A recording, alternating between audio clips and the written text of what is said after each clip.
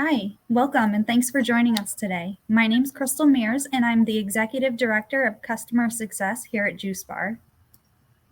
Hey everybody, and my name is Lauren Demko, and I am the Program Manager of Networks here at Juice Bar. As Crystal said, thanks for joining us today. The future of EV charging lies in smart charging. So the more electric vehicles that are on the road, the more that smart charging is needed as this technology becomes an important functionality for the EV business case. So on today's webinar, we're going to cover dumb versus smart charging, open versus closed networks, smart features, charging ecosystem, some challenges and benefits that we see in our industry, and then some use cases. So Lauren, help us understand the difference between smart and dumb charging. Aren't they all smart? Before diving in, Crystal, it's important that we're all starting off on the same page with some of the most basic principles of the EV charging infrastructure. So first, it's important to understand that there is such a thing as smart charging and dumb charging. And side note, it is okay to call it dumb because that is the vernacular that we use in the industry, so you're not going to offend anybody. A smart or network charging station is simply that. It's a smart device. Similar to other smart devices in your home, office, or car, it's connected to the internet and a central operating system in one way or another.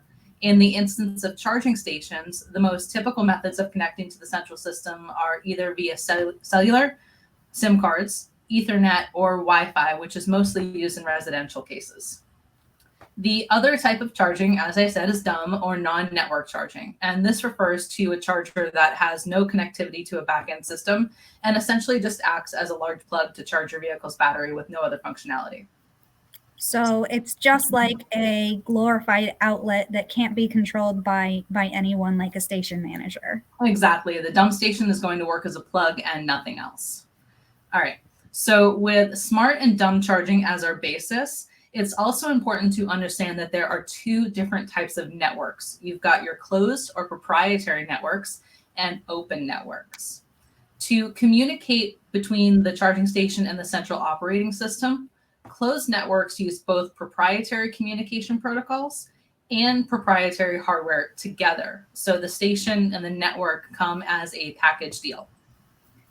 So if the site host decides that they no longer like using that specific network for whatever reason, they would have to change out their equipment to a different station that supported the new network that they do want to work with. Okay, so this is like back in the old days of cell phones when you had to get rid of your iPhone that communicates on the Verizon network and get an Android if you wanted to switch to the Sprint network. So are open networks like jailbroken cell phones? Close, but not exactly. If you want to use the same cell phone example, today you can keep your iPhone and even your same phone number if you want to switch your network provider. That is the future of smart EV charging stations as well.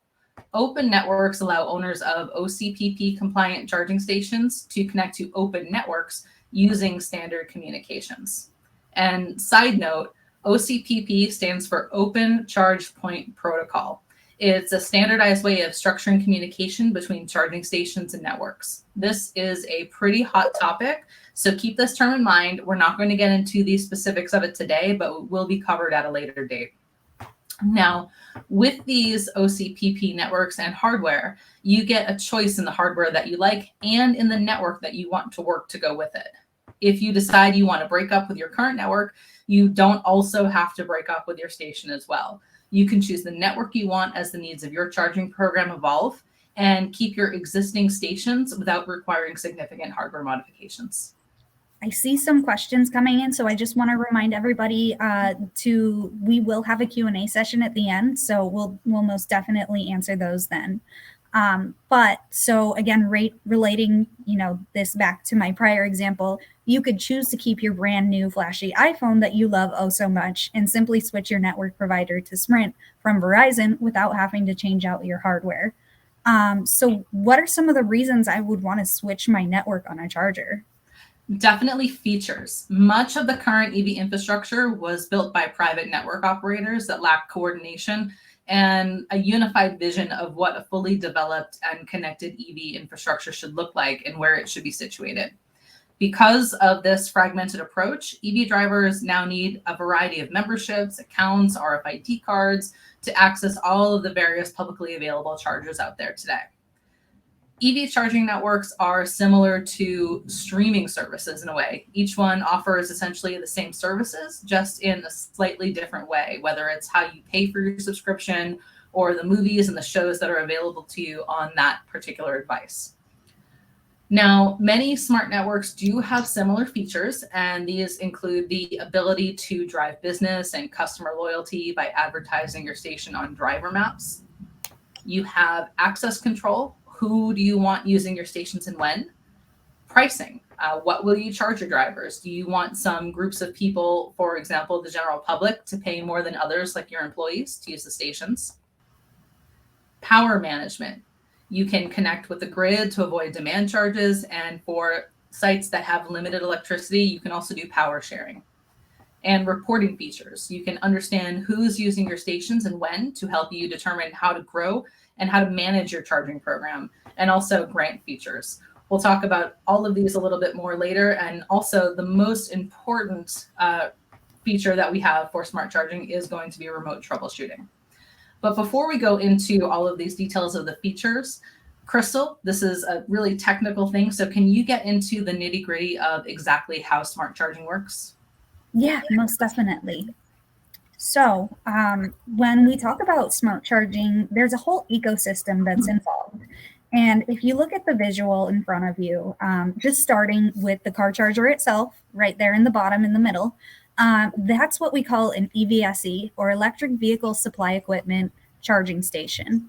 This charging station connects directly to the power grid or the utility to get electricity with either a new line of service or adding to an existing electrical panel. A driver with an EV then plugs into the station to start a session. On smart chargers, typically the driver will use a network's app to initiate the session. They can do this either with a QR code by scanning the QR code on the station. They can do it by selecting the station in the network's mobile app, or sometimes they even have an RFID card or fob that they can scan on the RFID reader of the station. So with that, on smart chargers, typically the driver uses the network app to initiate the session. That's just the most popular that we've found. In the future, there's something called ISO 15118, which will enable the vehicle and the station to communicate and identify each other without the need to use an app for payment. So this isn't very wide in our industry quite yet, but we're moving towards this, and I'll talk a little bit about it later. There's also another important piece to the ecosystem, which is the internet service provider or the cell phone provider that connects the driver and the station to the network. So when I'm a driver standing in front of a station, I need connectivity going to my station or going to my cell phone and my station so that I can start a session and be authorized. The network manages the station, the features, and roaming. It's pretty much the brains and the central piece of the ecosystem, and there are multiple networks as we know. So each station can only be connected to one network at a time, which is really important to know. When we go back to Lauren's examples of open versus closed networks, if you've got a proprietary station on a proprietary network, you're never going to be able to switch that network out. But with an OCPP one, you can.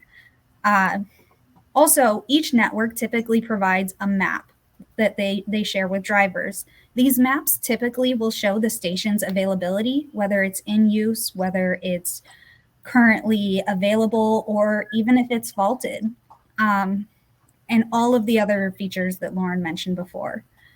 The other piece of this is the utility. So the utility physically connects to the station to provide the power, and in some cases connects to the network for power management, which we'll touch on in just a bit. So, Crystal, all of that sounds pretty technical. I imagine there are some challenges when implementing this type of ecosystem. Yes, you're correct. And some of the existing challenges that we face are some of the ones that you kind of touched on a little bit already. The current environment.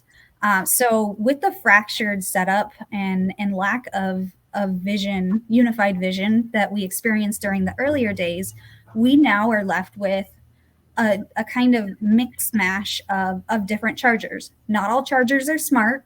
Different networks have different apps and different user experiences for each and every station manufacturer. So sometimes you'll see a driver have about 10 to 15 apps installed on their phone just so that they can use the stations throughout their neighborhood. And each station, they physically interact with it differently. A possible solution for this is e-roaming, which is becoming a thing, and it's really awesome for drivers. It means essentially for public charging stations that drivers can use one app of one network and it can start another provider's stations. I like to equate this to the development of ATMs. So when they first came out, you could only use one at your banking branch. Then they kind of grew a little bit more, and then you were able to use them at any of your bank's branches. And now you can use almost any bank's ATM to pull money out of your account. So as we talk about roaming and networks and having all those different apps installed on your phone, another big issue that comes with that is connectivity. Connectivity of the station during installation is really, really big. The main issue experienced across our industry when it comes to smart charging is connectivity. So it's important for those looking to install smart chargers to do what we call a site survey, which is pretty much a survey of cellular reception where they want to install the station to ensure that not only the station will be able to communicate and pass data back and forth from the network, but the driver will also be able to connect to the mobile app through their phone to initiate a session. That's really, really important. So remember also at the end, if there are any questions, please submit those and we will get to them later. With that being said, Lauren, are you able to explain some of the various benefits of a smart charger? Absolutely. So as I mentioned before, smart charging comes with a lot of benefits. So let's revisit that now. The first benefit to a site host would be access control and pricing. With access control, we've got 3 different options. The first option is going to be a station that's publicly accessible. And publicly accessible stations are chargers that anybody with physical access to the station can use as long as they can initiate a charging session via the network. These stations are almost always shown on charging maps like PlugShare, and now Apple and Google Maps are starting to incorporate them as well. The next option is going to be private or members-only stations. And this means that the site host creates a token or a key to allow only certain drivers to initiate a session on the station. In this case, even if you can physically access the station and plug it into your vehicle, if you do not have the token associated with your network account to use the station, you cannot turn the station on to charge your car. So for example, Crystal, if you are a member of the Juice Bar charging station program and you have the token to be able to use those stations associated with your account, but let's say I'm a random driver from the public, even though we can both physically plug into the station, only you will actually be able to initiate that charging session and charge your car. I'm not going to be able to get a charge from the station because I don't have that token associated with my account. Now, because of the restricted access, site hosts don't often choose to put these stations on a charging map, so you don't know how many are really out there. The third option is going to be a mixed access station. And these allow the site host to create groups of accesses. So for example, an office building station might be usable by public drivers for a fee. So those public drivers need to pay to use the station. But the site host can create a group which gives digital tokens via the network app to its employees to be able to use the station for free. So to go back to that last example, Crystal, you would still be able to use that Juice Bar charging station for free. But now even though I couldn't use the station before on that members only station, with this mixed access station, I, as a public driver, can use the station. I would just have to pay for my energy or for the time I spent plugged in based on what the site host chose to charge public drivers. One of the most common questions we get from site hosts is how can they charge drivers to use their stations? So there are actually a lot of options for creating your charging program and the pricing for your charging program. The first option is going to be a kilowatt or an energy fee. And this charge is based on energy. The site host might pass along their own kilowatt rate, for example, 14 cents a kilowatt, or increase it slightly to help cover their network subscription costs. This is typically how gas stations charge people today.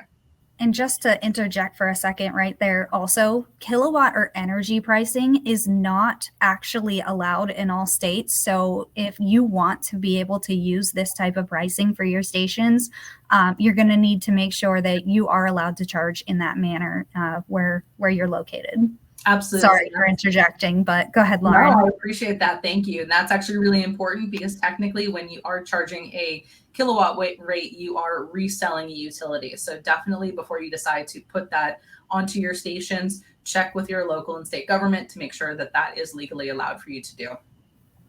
Now, if it's not legally allowed or you want to run your charging program in a different way, you can also charge drivers based on an hourly rate or a time-based fee. This charge is based on how long a driver is physically plugged into the station. So it's kind of like a parking fee. A site host might charge $1 per hour, $2.50 per hour, so on and so forth. This is typically based on the type of location and how much the site host wants to provide the station as an amenity or to encourage driver turnover. Now, you can also tier these rates. So for example, your first 2 hours of plug-in time might be free, might be $1 per hour. And then after 2 hours or 3 hours, the site host might then increase the rate to something like $5 per hour to really encourage drivers to move their car once their battery is completely full. So those are your really basic pricing options, but some networks allow ancillary fees as well. And those are varied, but a few examples of those are a plug-in fee. And this is going to be a base charge just to use the station. So for example, a site host might charge a $1 plug-in fee just for the privilege of the driver getting to use the station. And then they also charge the driver what their kilowatt rate is, so that 12 cents per kilowatt. So in this case, they are covering their electricity rate, but they're also making just a little bit of money on top of that as well. Another ancillary fee could be an idle fee, and that is a per minute charge to the driver for staying plugged into a station after the battery's full. So a site host can set a grace period with push notifications sent to the driver before this fee kicks in. Typically, these idle fees do rack up a lot of charges. So those push notifications are really important. With that per minute fee, you can really start racking up a little bit of funding for your charging program. And it really, really does encourage drivers to move their cars once the battery is full. What a great incentive to stop people from camping at the stations. Absolutely. We definitely know that, these charging stations are placed typically in the most prime locations. So including that idle fee, even if you're providing the station for free while the driver is charging an idle fee definitely encourages those drivers to move and other drivers to see that there are charging stations out there for them to utilize. Now, you also have a time of use fee, and in this case, costs are based on specific hours of the day. So 8 a.m. to 2 p.m., 5 p.m. to midnight, so on and so forth. In this case, again, the costs are based on specific hours of the day. So for example, the site host might charge $1 per hour from midnight to 6 a.m. And then they might increase the prices during business hours to really encourage that driver turnover that we talked about. And then they might decrease the prices when that competition for the charger need drops later in the day. Or they can even increase kilowatt prices during peak hours to help cover those demand charges. And we have even another case, which is the session cap. And in this case, if a site host doesn't want their fees to exceed a certain amount, they can set a session cap regardless of how long the driver stays plugged in. So let's say a site host doesn't want anybody to have to pay more than $10 to be parked at their location. Even if a driver stays there all day, the most they will pay is $10. If another driver stays there, let's say it's $2 per hour typically, but the session cap of $10, and another driver stays for 5 hours, they still pay $10. If they stay for 4 hours, the driver would pay $8.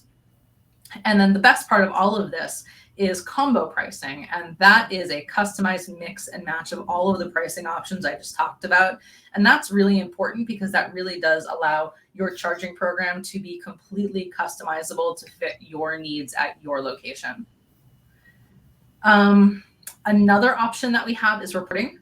And reporting is really, really important because historically grant programs, so if you're getting money for your charging program through a grant program, state incentives, those typically almost always require some kind of connectivity to the station that provides ongoing reporting on energy usage. So you do typically need to send a data report every month to that grant program to have your program funded. So the only way you get that really is through the reporting features of a smart network. Outside of the grant program, those reporting features are also really helpful because they include the ability to understand your revenue and track your revenue. They allow you to understand who's using the charger and when, to know, whether or not you need to start adding more chargers to your location. And they also tell you about the sustainability you're contributing to with your charging program. And that is really important for corporate social responsibility reporting. So I feel like that was a lot. There's definitely more. Crystal, do you want to take the rest? Yeah, sure. So the last pieces that are really big to touch on are remote support, future proofing, and driving customer retention. So I'll start off with remote support. Majority of network operators and charging station manufacturers offer remote support as a service, no extra charge for the most part. Keeping charging stations online helps us help you when a problem arises. Here at Juice Bar, each of our stations check in with us every 15 minutes, and this is what we call heartbeats. We monitor these heartbeats to proactively identify any possible issues. So, although we wish it was a perfect world where stations never encountered issues, it's not quite realistic. And having access to the station information provides us the visibility to see what's happening with the station in real time for the most part. Maybe give or take a couple seconds. A few examples are when the last charging session occurred. We're able to see if it was today or 3 months ago. If the station is actively experiencing any software or hardware issues, because the firmware and software that runs on the stations actually monitors itself constantly. There are a number of different things that it's checking for itself, and it'll let us know if something's going on. And whether or not the charging sessions were successful by monitoring how much energy was consumed. So we're able to see when the last sessions were, how much energy the vehicle was able to take, and then what errors are occurring, along with does it have constant communication? Because if it doesn't have constant communication with the network, it could be experiencing issues that we don't even know about. The next one is power management or grid connectivity to utilities. Typically, this is called OADR, which stands for Open Automated Demand Response. This is a newer thing as well, which is where utilities work with the charging network operators to allow the utilities to reach into stations to manage the flow of electricity and slow down the power or speed up the power being delivered to an electric vehicle based on the grid usage. So for example, I come from Arizona, and in the middle of summer in hot Arizona desert, a lot of people use their AC in the mid-afternoon. And this creates a lot of peak energy usage. And with the ability for your utilities to see what's happening in the stations, reach in and slow down that power, they can avoid putting extra tension on the grid and, in California's case, avoid blackouts. This is becoming increasingly important, and as more of the world switches to EVs. As we know, it's huge right now. And utility companies rely on their existing infrastructure that in many cases is outdated and not built to really support the amount of electric car charging that's being used today. So with that, I get into future proofing. A big topic that we've been hearing in the industry is ISO 15118. So I won't get into this too much detail today, but it's a protocol, which is just a fancy term to say the vehicle talking to the station can identify who is charging. In order for this to work, both the vehicle and the station must be compliant with this protocol, and most of the market is not there yet today. So for example, right now, most drivers use a mobile app to authenticate their driver account. to start a charging session. In this case, it completely gets rid of the need for an application on your phone. You just plug in your car, and through the connector, the car and the station make a handshake. So although some proprietary networks like Tesla have already implemented their own version of this, the rest of us are just getting there. Another item that really is a great benefit is the marketing and driving loyalty piece. So EV apps are coming increasingly important to EV drivers. Many choose businesses such as shopping centers, hotel, and restaurants that they frequent based on whether they have charging stations available. For example, if a hotel doesn't have a charging station that EV driver may have considered a particular property. Sorry, excuse me. Let me start this again. So think of it this way. If a hotel doesn't have a charging station and an EV driver is looking for a place to stay for the night, they're going to look for somewhere that has charging so that they can charge up while they sleep. Because usually it takes anywhere from 3 to 8+ hours on a level 2 station to charge up. If that hotel doesn't have a station, they're going to miss out on that customer. It's also a great way for businesses to engage with their customers from a loyalty standpoint. For example, many grocery stores have fuel points for gas. EV charging credits or discounts are going to be the future of this. So now I'm going to review some use cases, but overall smart charging is useful in almost any application or vertical. I'll start off with fleets. So the objective of fleets is to stay on budget and on schedule.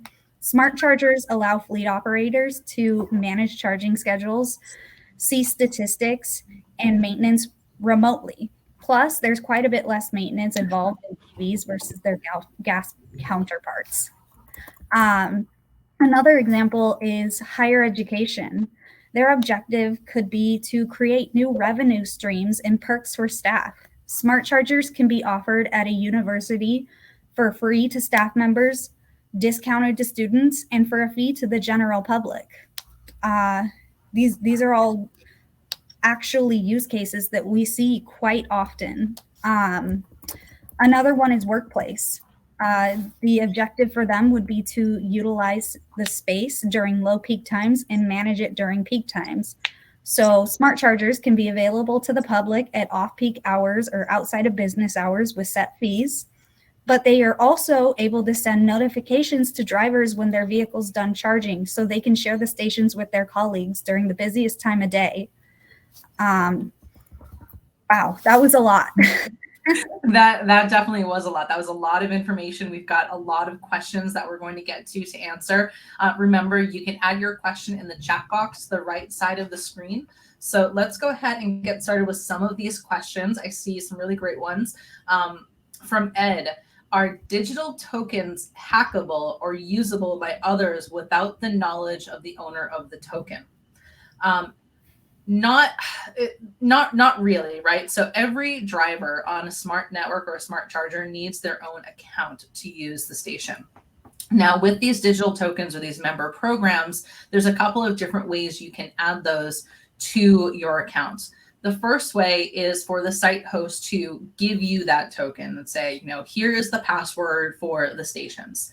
That's not super secure, right? Because, I could have the password to my charging station, and maybe I, as an employee, get to charge for free. The site host has given me that password, and I can say, hey, Crystal, you're my best friend. You just work in the building next to me. Here's my token. Come and charge at my location, and you too get to charge for free. However, Crystal would be able to do that, but the site host would have access through the reporting features to see which of their drivers are using the station. So they would see that I was using the station and I'm allowed. They would also see that this random person named Crystal, whose account is now registered to their program, is using the station. If Crystal's not allowed to use the station, they can remove her. The other and more secure way of adding drivers to the station is simply for the site host to add that driver themselves. So in this case, they're not handing out the password. They're just saying, all right, Lauren, I'm going to take your account information and I'm going to put that into my program. So I never know the password or the token for this charging program is, and I still get to charge for free, but I can't hand out that same benefit to Crystal. So it's your VIP list getting into a club. Exactly. Crystal, we've got another great question. With the infrastructure bill approved, where do you see it being most important to install EVs? Do you want to take that? Yeah, that's a great question. I'd say everywhere. More and more people say that their next vehicle is going to be an electric vehicle. And if we don't have charging available readily to everybody, it's going to be a huge issue. One of the biggest things that I've noticed is there's a huge deficit of chargers versus the number of electric vehicles charging stations. A lot of the public ones are really big to make sure they're available. But something we haven't really touched on during this webinar enough is, or at all, is residential charging. And for those who want to, install a residential station at their home, that's also an option. But public charging, just like gas stations, are a thing. So where should we install stations? Everywhere. So what is the next question that I see here? I love this one from Danielle. How do you prevent drivers from unplugging to avoid an idle fee but not moving their car? Unfortunately, you can't. That is something that is still a physical need. So as a charging program provider, you would need to manage that your charging, you would need to manage your parking location yourself physically. EV chargers are currently, or EV charging spaces are currently not federally mandated like handicap spaces are. So it can't be up to a police officer to put a ticket on that car. It really does need to be a private program. It's definitely a bummer, but if you create a great charging culture within your program, you're going to find that less and less people are going to ICE or take an internal combustion engine, take up that spot, either with their ICE vehicle or I guess, I don't know what the new Crystal, do you know what the EV term for that is? Is it EV icing? I think that's it. But I think you make a really great point with the municipalities overall. There aren't really rules and regulations in place to enforce this today, but there are some local places like small cities in states that actually are starting to make laws around this and enforce these things, where an ICE vehicle, internal combustion engine, regular gas vehicle can't park in an EV spot. So we'll probably see it grow just as the number of drivers grow. Here's another question too that I see that really I think is good to talk about. Are ChargePoint and Tesla closed networks? So for Tesla at the moment, yes, they are a closed network. If you drive anything but a Tesla, you can't charge on their stations. I've heard rumors of them opening their network. I'm probably not the best one to quote on that, but I definitely say follow and see if that's able to happen. Teslas have a different type of connector on their vehicles or on their stations.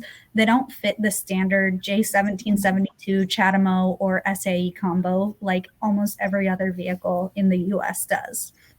As for ChargePoint, they technically have an open network where you can put any other station onto their network, but their hardware is not necessarily open, whereas you cannot put a piece of ChargePoint hardware on another network, from what I understand.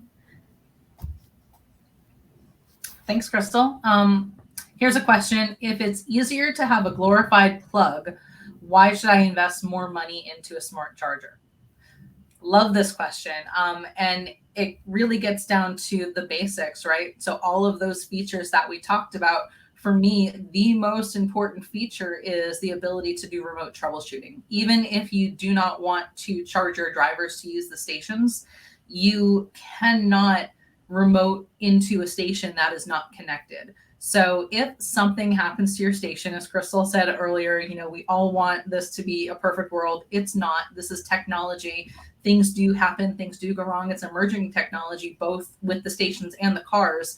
So there are going to be some issues. You might see faults. You might see that car doesn't charge, or a driver says that their car didn't actually get a charge. The great thing about when your station is networked, the network or the hardware provider with access can remote into that station, pull all of those logs, and understand exactly what happened. Was there a power outage? Did all of the stations in that area go down at the same time? So we know that this was an internet outage. Are we seeing a specific fault? Did the driver say they didn't actually get charged and they're demanding a refund? And now we can remote into that station and say, hey, this charger actually got 20 kilowatts of power. So you don't need to give them a refund. I've seen, that's a real world example. I've seen that a number of times. So really, for the barest minimum, the ability to remote into that station and get help with troubleshooting is just phenomenal. When we're talking about our networks, some of our networks have very basic or low subscription tiers, which provide a reports only feature.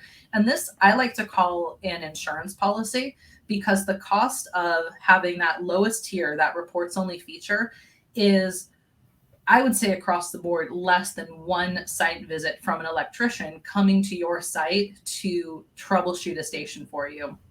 If that station is connected to the network, we can remote into that station, do a remote troubleshooting action, and see it was a power outage, or we can see that there's a problem with the breaker. So in that case, hey, call your installer, and this should be covered under your warranty from your installer. It's really, really helpful. Aside from the remote troubleshooting, which I think you guys have figured out, I think is the most important, just all of those other features. As more and more drivers take EV charging seriously, are starting to buy more and more electric vehicles, you will have the ability to really manage your charging program. Most customers, or most, site, we'll call them site hosts, don't pay for driver's gas when someone comes to their location. So you don't necessarily have to pay for their electricity to charge their traveling habits either. So more and more drivers are going, okay, Crystal, sorry. No, I was going to say, do you mind if I interject just there for a bit, where another reason to why spend more on a smart charger versus just a glorified outlet? Sometimes you're not necessarily spending more. If you're able to get those local, state, or federal grants, it could be a heck of a lot cheaper for you to actually install a smart charger versus a dumb charger, because you're not paying for the hardware or the installation or some piece of it, depending on what that program structure looks like.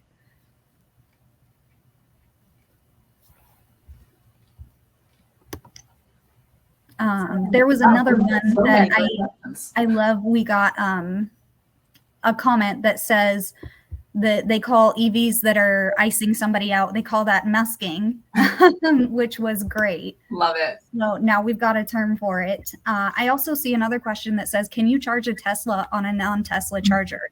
The answer is yes. However, they have to have a certain piece. Oh gosh, why am I forgetting that word? Adapter, that's the word. They have to have an adapter. Typically they carry that around in their car so that they plug that connector in and then connect that to their vehicle. What are some other questions we've got? Can you connect and track solar on-site energy? Technically, yes. In a lot of instances, solar is not quite enough energy to fully power in a whole electric vehicle charging station, but you most definitely can. And in probably a next webinar, we might start to talk about the more complicated pieces of like vehicle to grid versus just grid to vehicle, which is most common today. Here's one. Can you confirm that JuiceBar has all of the features mentioned for an open network? Is there a resource that lists all of the capabilities available? So that's a really great question. So JuiceBar is a hardware provider. We are an OCPP compliant hardware provider, which means that we work with networks that have all or many of these features available for use on our stations. So if the network has a feature and the network has been validated with the Juice Bar charging station, then that feature will work on our station. Crystal, is there anything you want to add to that? No, I think you covered it. I'm going to send this one to you, Crystal, though. What is the next big thing in smart charging? Oh gosh, that is a great question. I think it is the ISO 15118, where the vehicle and the station are able to communicate with each other, as well as right now, where most of the industry is on OCPP 1.6J, and that's pretty standard. It's kind of how you kind of should talk to a network, versus OCPP 2.0.1 is coming very, very quickly, probably I'd say Q1, Q2, Q3 of next year. But it's not a suggestion of how you should talk. The network should talk to charging stations and vice versa anymore. It's really how you are supposed to talk, instead of, slang versus proper English, if you will. Yeah, that's what I think is big in smart charging coming up. How about you, Lauren? I completely agree with you. Also, the different features that are happening with the networks, which really is just what you said. So, it's coming up. We are going to start thinking about solar power as well, and integrating solar into the stations and tracking solar, which somebody actually mentioned here in one of these questions here. Can you connect and track solar on site energy? Again, that goes back to the network and working with the networks. So as long as a validated network works on, or excuse me, let me try that again. As long as a network is validated on the Juice Bar charging station, then that Juice Bar charging station will be able to offer any of those features that the network offers. And that would include tracking solar. So again, the Juice Bar charging station is hardware, works with OCPP networks or software, and those work together to provide these great features that we've been talking about today. I see another question here that says, can you confirm Juice Bar has all the features mentioned for an open network? Yes, we do. That's one of the best things about Juice Bar is we are OCPP 1.6 compliant right now, and we are working to get to 2.0.1 in the same time frame as everybody else. So it's a little bit of, you can't put the chicken before the egg, because you can't make your hardware OCPP 2.0.1 compliant until the networks are there also. So we're all kind of moving at the same exact pace, which is good. I see another question here about the networks. Is there revenue reports from your existing installations? Blind. So yes, there are revenue reports. Those are typically only shared with the station owners or managers. Our network partners do manage that. So Juice Bar doesn't really have too much insight into that. But if you're looking for examples, I'm sure we could, dig some up somewhere. Can you change networks on Juice Bar chargers, or do you pick one and keep it? Lauren, do you want to answer, or would you like I'll me take to? that? No, sure, I'll take that. So Juice Bar charging stations are OCPP compliant stations, which means that if you are not happy with a network, you can break up with it and start swiping until you find one that you do like. It does sometimes require a hardware change or connecting to the station to upgrade the controller to that network, but you are able to change that network. And that's actually really, really important, right? Because you have some networks who have designed themselves and they're perfectly happy with what they offer. But as we know, as we're talking about technology advances, sometimes those networks are very happy with what they offer and they're not following those technological trends. So maybe you want to do that and you really want to upgrade and future-proof your stations. In this case, you don't have to pull out all of your hardware like you would have to do with a proprietary network. You can simply say, I'm going to go ahead and change my network now and upgrade my network on the same station that I currently have installed. So you get to future-proof your property without really taking on a lot more expense of uninstalling all of this hardware and then repurchasing or purchasing and then reinstalling brand new hardware every time you want to upgrade your network. Although I would suggest not switching all the time. It's almost like implementing a new system, right? It takes a lot of time to make sure that you've got all the pieces right. So just like when you're implementing a new CRM or email system, you really want to kind of stick with it for a while to get used to it, and see what you like and what you don't like about it. Another question that we've got is, do you think we can get better than 30-minute charge time for level 3 at some point? My opinion, most likely. I just saw a news article the other day that said that some university somewhere invented a cable that's able to charge a vehicle in 5 minutes. That being said, all of the technology all around in the entire ecosystem needs to match. So the vehicle's battery charging technology needs to match. The station's guts, if you will, need to match, not just the cord itself. But yeah, I think it's possible. I mean, look how far we've come with battery technology today. Does JuiceBar help you identify and install the networks that have the features you want? Absolutely. Absolutely. So speak with your AE, your account executive, and they're going to walk you through all of the options that we have for the networks currently validated with JuiceBar charging stations and help you pick the one that will definitely meet your charging program needs. If you have any questions, you can always reach out to us at support@juicebarcharger.com, and Crystal or I will be able to answer any questions that maybe somebody else couldn't. Let's see. I think is that all the questions we have today? I think so. How to become a partner for installation and resale. Please reach out to sales@juicebarcharger.com, and we will have someone get back to you.